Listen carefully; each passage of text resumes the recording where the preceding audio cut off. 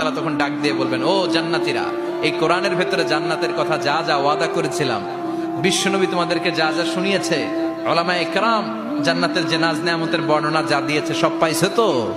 সব জান্নাতীরা বলবে আলহামদুলিল্লাহ, আল্লাহ সব পেয়েছে।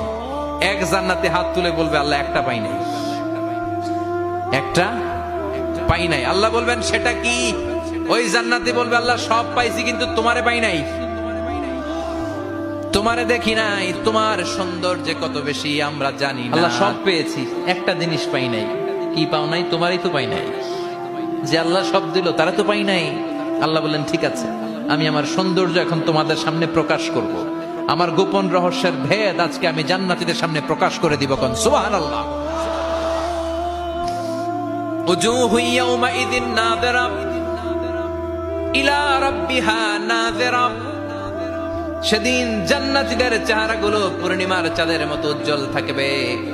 জান্নাতীরা প্রভুর দিকে তাকিয়ে থাকবে।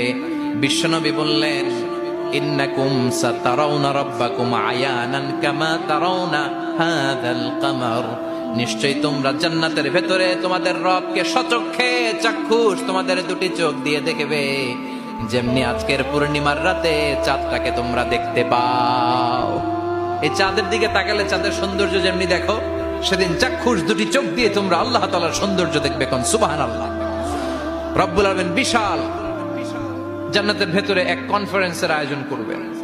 বিশাল কনফারেন্স হলের ভেতরে আল্লাহ তাআলা ওনার গোপন রহস্যের প্রকাশ করে দিবেন, নিজের সৌন্দর্য জান্নাতীদের কাছে প্রকাশ করবে।